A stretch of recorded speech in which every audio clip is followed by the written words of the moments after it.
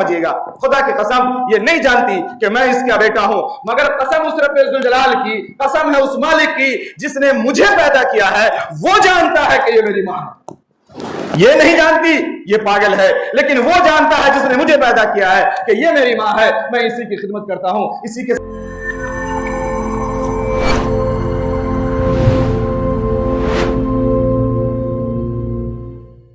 जन्नत के दरवाजा है। मां ने कदमों के नीचे जन्नत तो दिखा दी, लेकिन रास्ता कहां दिखाया?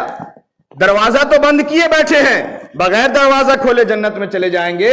मैं ये कह रहा हूं, बहुत घरों, बल्कि अक्सर घरों का हाल ये है, मां के साथ औलाद का रवैया बड़ी हद तक ठीक है, लेकिन वालिद के साथ रवैया दुरुस्त नहीं है, वालिद के साथ अच्छा नहीं है। नौजवानों, मेरे भाइयों, बैलेंस बनाओ। अल्लाह ने आयत में दोनों का हुक्म दिया है, साफ साफ फरमाया है, इहदाहुमा तनहरहुमा, दोनों को हुक्म दिया कि दोनों में से कोई भी हो, किसी के भी साथ तुम्हारे मामलात बिगड़ने नहीं चाहिए, अंदाज बिगड़ना नहीं चाहिए, लहजा बिगड़ना नहीं चाहिए। ये माँ बाप, ये वो हस्ती है, ये वो जात है जिस पे जितनी बातें की जाए कम है, जितने वाकयात आपको सुनाए जाए वो कम है। अहदीस में बेशुमार वाकयात भरे पड़े हुए हैं माँ बाप की मोहब्बत के और इताअत के। और एक हदीस में तो ये भी है कि अगर वालिदैन किसी बात पर औलाद के टुकड़े टुकड़े कर दे या उसे आग में जला दे,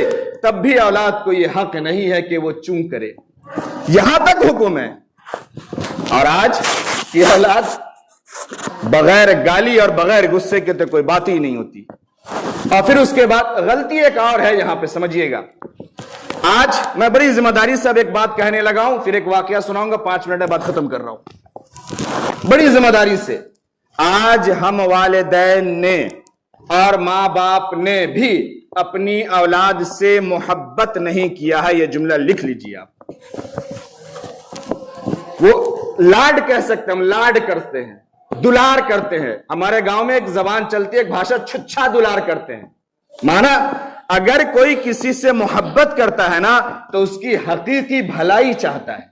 कोई किसी से प्यार करता है ना, तो उसकी हकीकी भलाई चाहता है, उसकी कामयाबी चाहता है, उसकी तरबियत चाहता है, उसकी असलियत पहले उसे बताता है, उसकी इब्तिदा क्या है, उसका अंजाम क्या है, यह उसे सिखाता है। आज मां बाप को आप सर्वे कर लीजिए, किसी मां बाप को यह तौफीक नहीं होती है, या मैं कहूं कि ये इतनी मजबूर है और इनकी मजाल नहीं है कि अपनी औलादों को यह कह दे कि बेटा तुम रोजाना कुरान पढ़ लिया करो, कलमा पढ़ लिया करो, जिक्र कर लिया कर लो, लिबास अच्छे पहन लो, तुम जानते भी हो कुरान क्या है, तुम जानते भी हो हदीस क्या है, तुमने कभी हुजूर सल्लल्लाहु अलैहि वसल्लम का नाम भी सुना है, आपकी हयात को भी जानते हो। एक चीज हमारी औलाद को नहीं मालूम, और हमारे ये माँ बाप बताने की कोशिश करती है और बताती है, कभी नहीं। हम ये समझते हैं कि 500, 700, 300 रुपए का ट्यूशन में घंटा भर के लिए भेज दो, आधे घंटे के लिए भेज दो, हमने कमाल कर दिया, हमारा हक अदा हो गया, हमने सब कुछ कर दिया। हकीकी तालीम हमने नहीं दिया है। हमारी औलाद दीन जानती नहीं, इस्लाम जानती नहीं, माँ बाप के हुकूक को जानती ही नहीं है। उसी का अंजाम यह है कि आज हम बिगड़े जा रहे हैं। आज हमने अपनी औलाद से सही मोहब्बत नहीं की। दूसरी बात मैं आपको बताऊं, औलाद से मोहब्बत हम करें और उस मोहब्बत में औलाद को हर गलत लाइन की तरफ जाने दे, हर गलत चीज हम उसे ला करके दे, औलाद की हर ख्वाहिश को पूरी की जाए, ये कैसी मोहब्बत है औलाद से? आप दिल पे जवाब रख के जवाब दीजिए। किसी की हर ख्वाहिश को पूरी करना यह मोहब्बत की अलामत है क्या? नहीं, यह उसके साथ हलाकत की अलामत है। मोहब्बत तो यह है कि उसे क्या चाहिए, क्या नहीं चाहिए, क्या उसके लिए बेहतर होगा, क्या उससे के लिए नुकसानदेह है, इसको समझा जाए और उसके मुताबिक उसको संवारा जाए, सिखाया जाए, वही उसे दिया जाए, यह मोहब्बत है। हमने उसकी ख्वाहिश की हर चीज दे दी और हम ये समझते कि हम मोहब्बत करते हैं। एक जुमला और समझिए, आज हम माँ बाप ये कहते हैं कि हम अपनी औलाद से मोहब्बत करते हैं। हम क्यों मोहब्बत करते हैं? हमने अपनी औलाद को अपनी मोहब्बत क्यों नहीं सिखाया? समझ में ऐसा जुमला आपको नहीं समझ में आया? हम क्यों मोहब्बत करेंगे? हमें अपनी मोहब्बत उन्हें सिखानी है। हमने अपनी मोहब्बत उससे सिखाया ही नहीं, बताया ही नहीं, जानती ही नहीं है ये औलादे, तो कैसे हमारे साथ क्या मामला करेगी और किस हाल में हम जिंदगी गुजार रहे हैं, ये हम फैसला कर सकते हैं। मैं आपको एक नौजवान का वाकया सुनाऊं। एक डॉक्टर साहब एक वाकया बयान करते हैं कि मेरे पास एक नौजवान आया, लगभग उसकी उम्र 30 साल की थी, और वो नौजवान आया तो उसके साथ में एक औरत थी, खातून थी, उसे वो अपने सीने से लगाए हुआ था, वो उसकी माँ थी। और जब वो आकर के बैठा हॉस्पिटल में, क्लिनिक में, तो उसकी माँ कभी उसे झिड़क देती, कभी उसे फटक देती, कभी उसके मुंह पे थूक देती, कभी अपने कपड़े फेंक देती, कभी दुपट्टों को फेंक देती, सब कुछ उसकी माँ करती। और जब उसके मुंह पे थूक देती तब भी वो मुस्कुरा करके अपने चेहरे को पोंछ लेता और कुछ नहीं करता। डॉक्टर कहती है मैं ये मामला देख करके हैरान रही, परेशान रही कि ये क्या हो रहा है, ये क्या मामला है, इस तरीके की चीजें। थोड़ी देर के बाद जब डॉक्टर, उस नौजवान का नंबर आया, डॉक्टर के चेंबर में जब वो आया है अपनी माँ को लेकर के, डॉक्टर के चेंबर में जैसे उसकी माँ आई, जोर जोर से हंसने लगी पागलों की तरह एकदम, और फिर उसके मुंह पे थूक दिया। फिर वो मुंह को साफ कर रहा है वो नौजवान, बड़े गौर से समझिएगा वाकये को। और उसके बाद वो टेबल के चारों बगल घूमने लगी। डॉक्टर ने पूछा ये कौन है? नौजवान ने कहा ये मेरी माँ है। कौन है? कहा ये मेरी माँ है। डॉक्टर ने कहा इसे यहां क्यों लाए हो? डॉक्टर ने कहा इसे यहां क्यों लाए हो, इसे क्या हुआ है? नौजवान ने कहा ये इस तरीके की हरकत क्यों कर रही है, इसे क्या हुआ है? नौजवान ने कहा ये मेरी माँ है और ये पैदाइशी तौर पर दिमाग से कमजोर है, इनकी दिमागी हालत ठीक नहीं है, पैदाइशी तौर पे ये इस तरीके की हैं। एक जुमले में आप समझ लीजिए कि ये कह सकते हैं कि ये पैदाइशी तौर पे पागल है। डॉक्टर परेशान, क्या इसे यहां क्यों लाए हो? क्या इसका ब्लड प्रेशर है या शुगर है इसलिए लेकर के आए हैं? अभी बात कर ही रही है, माँ ने फिर चेहरे पे थूक दिया, फिर उसने साफ कर लिया मुंह को।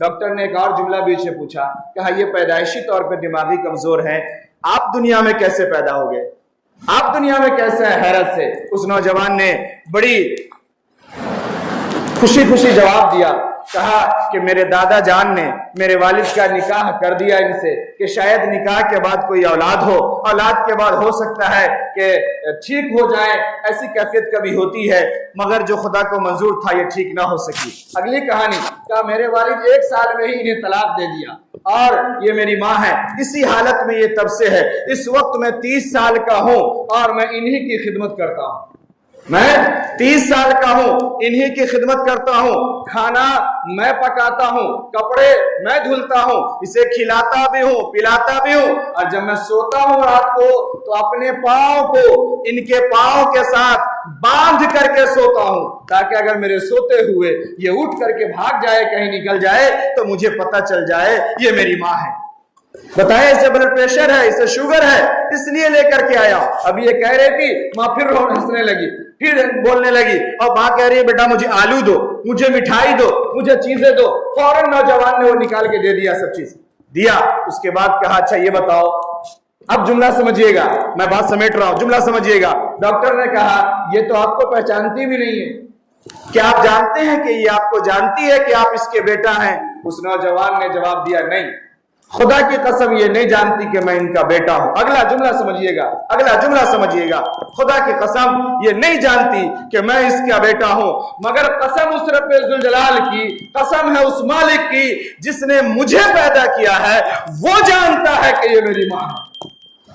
ये नहीं जानती, ये पागल है, लेकिन वो जानता है जिसने मुझे पैदा किया है कि ये मेरी माँ है, मैं इसी की खिदमत करता हूँ, इसी के सहारे जीता हूँ। अभी वो बात कह ही रही, माँ कहने लगी बेटा तुम झूठे हो, बेटा तुम मक्कार हो।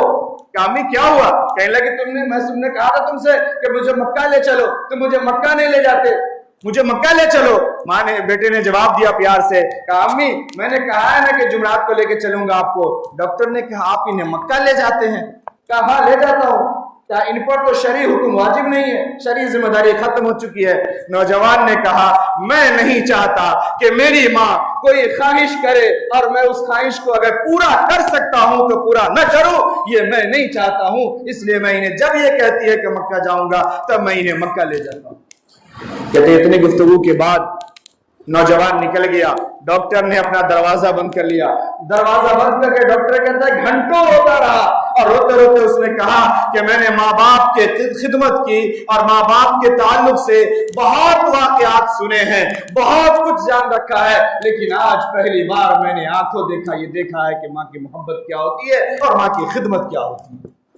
ये नौजवान अगर चाहता तो इस बूढ़ी को, इस माँ को किसी पागल खाने में रख देता और अपनी जिंदगी ऐश के साथ जीता, खुशी खुशी जीता, लेकिन उसने इसको तरजीह नहीं दिया, बल्कि उसी माँ के साथ अपनी जन्नत के साथ अपने घर में रह रहा है और अपनी जिंदगी में अपने जन्नत को संवार रहा है और बना रहा है। ये है वो नौजवान और ये है माँ की खिदमत। दुआ करें कि अल्लाह रब्बुल आलमीन हम तमाम को भी और हमारी नौजवान नस्लों को भी समझ अता फरमाए, वरना ये वो कर्ज है कि हम जो कर रहे हैं ये कर्ज दुनिया में उतरता है और आखिरत में सिवाय खसारा के कुछ नहीं है। रब्बिरहमहुमा कमा रब्बयानी सगीरा, रब्बिरहमहुमा कमा रब्बयानी सगीरा। ऐ अल्लाह, ऐ मालिक करीम, हम तमाम के वालिदैन के साथ रहम व करम का मामला फरमा। ऐ अल्लाह, हमारे वालिदैन के साये को हमारे ऊपर तादेर कायम फरमा, और अल्लाह हम कमजोरों को, हम नाफरमानों को, हम बदबख्तों को वो तौफीक दे और समझ दे कि हम अपने माँ बाप की खिदमत करके जन्नत के मुस्तहिक बन जाएं। व आखिर दवाना अल्हम्दुलिल्लाहि रब्बिल आलमीन।